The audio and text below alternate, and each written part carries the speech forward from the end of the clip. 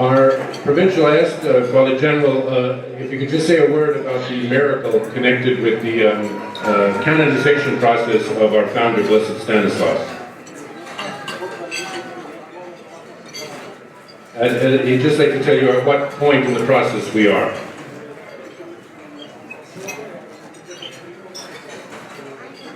All of the documents have been delivered to the Holy See, and we've received the first decree from the Holy See.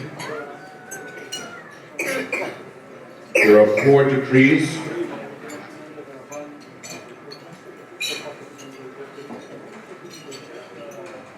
First is the decree of the validity of the process, that everything has been done according to canon law, and that was on the diocesan level.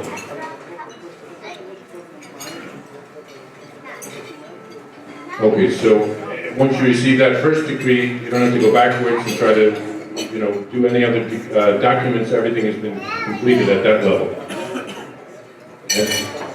And we have received that decree from the Holy See.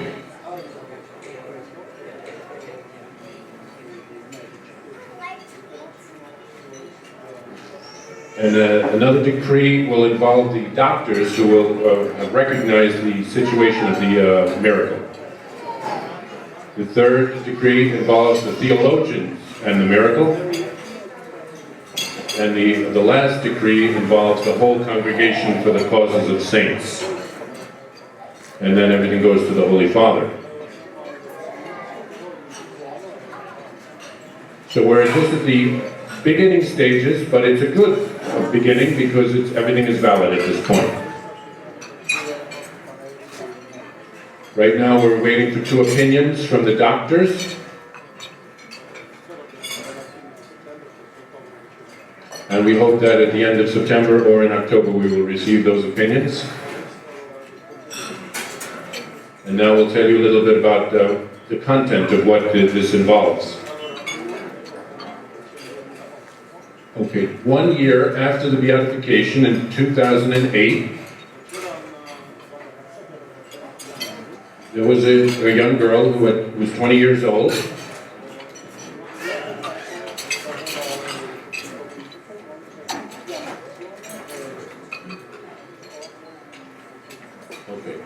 Unexpectedly, she suddenly had a terrible problem with her lungs. They were inflamed, and everything was not working, functioning with her lungs.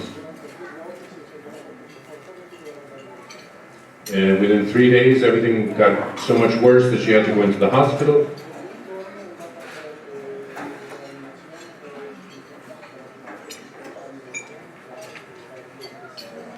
Then, after 1 day, she had to go for a reanimation and in the intensive care unit.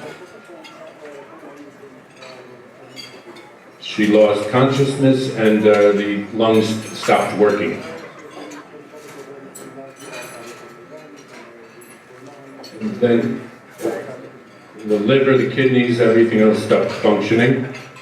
Problems, at least problems with those organs. The doctors began therapy on everything. After a couple of days, she began to get a little bit better. But she was always in the midst of this severe crisis.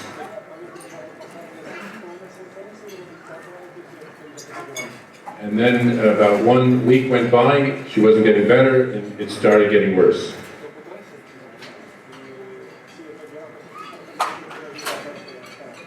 After 3 weeks, it began to get so bad that the doctors were losing all hope.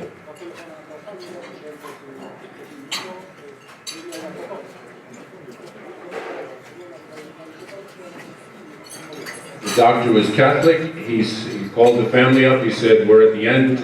Pray. If not, without a miracle, she'll die."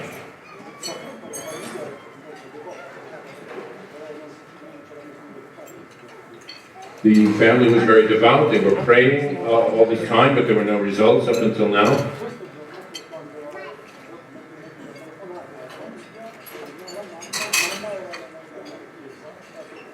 At that day when the doctor called, the mother was praying in church.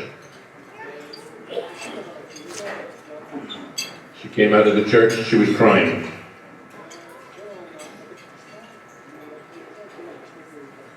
There was a catechist in church who saw her crying. He asked her, "Why are you crying? What happened?" She said, "My daughter is dying." She told the story. And this catechist was devoted to our founder, Blessed Stanislaus.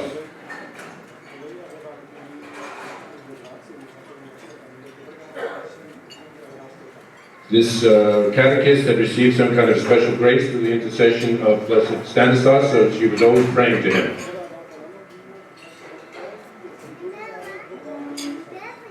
She gave her a novena to Blessed Stanislaus. She says, "You pray, I will pray, and you'll see everything will come out okay." And they began praying that same day.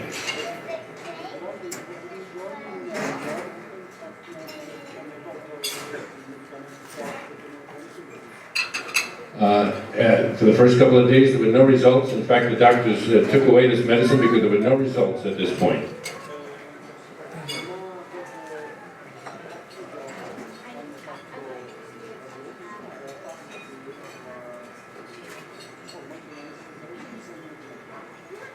But after 4 days, they did some kind of radiological test, whether it was X-rays or MRIs, I don't know what it was, and there was no signs of anything in the lungs.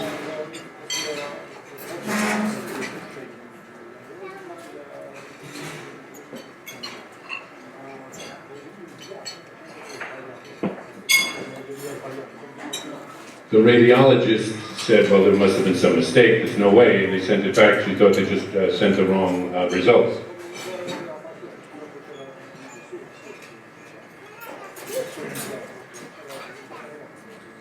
But then they realized that these were the X-rays or the results from this girl. This was the test.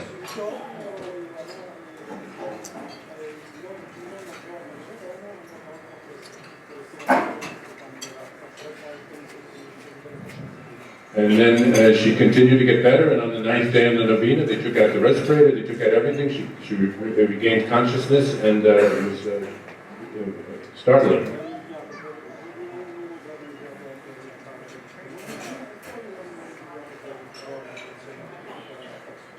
So they sent her for 1 day of rehabilitation, and then they sent her out to a rehabilitation center because everything was fine.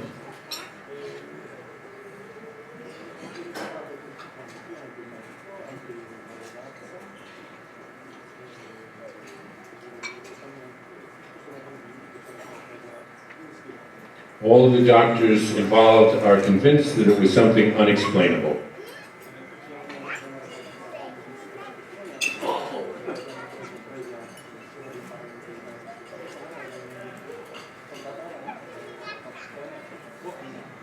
So we took the preliminary testimonies from all the people. We went to the doctor at the Vatican. He said, "Go forward with it and see how it goes."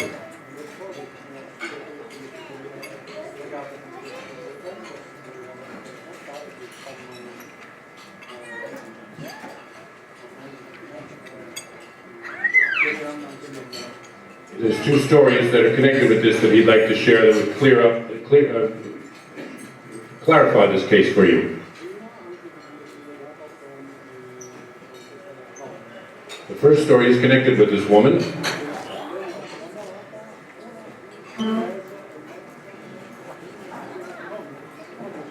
This girl got sick 1.5 months before her marriage. She was supposed to be getting married 1.5 months later. And everything was prepared and ready. The family, everything was ready for the wedding. So when she lost consciousness, she lost 1.5 months of her life then.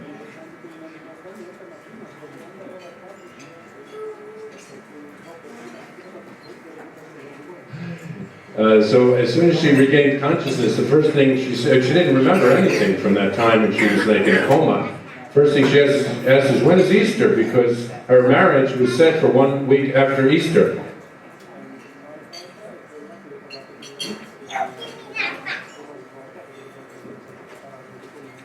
So when Father talked to the girl, he said, "What do you remember?" Because he had to help prepare documents.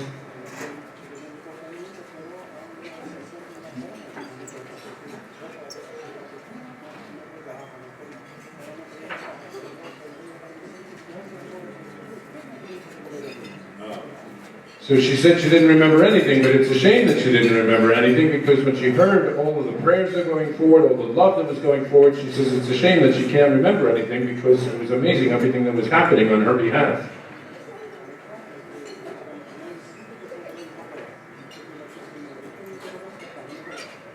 And then they did the marriage as soon as they could, she could, because the husband couldn't wait and didn't want to wait.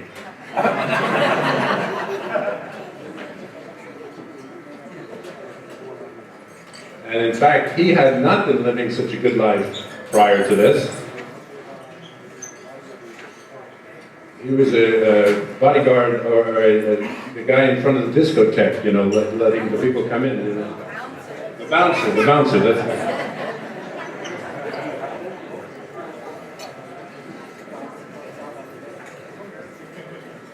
So this whole time of waiting, expecting, praying, and anticipating, it changed his whole life.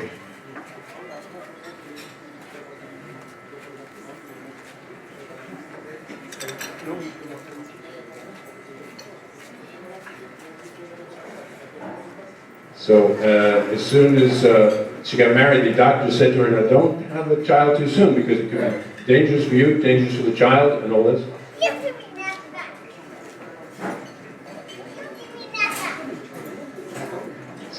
But she said, "But Father, we're Catholic, how can we not have children?"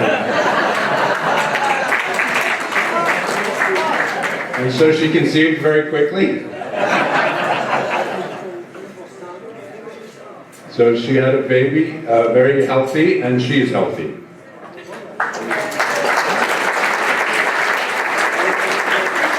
So for them, this is a sign of God's blessing. So we ask for your prayers.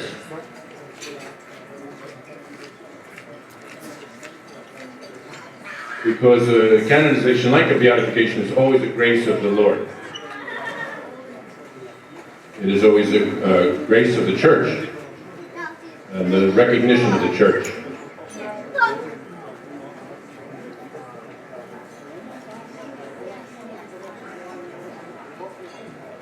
Because it's got to be the right time. The Church has to recognize this thing. There could be very situations that come up unexpected.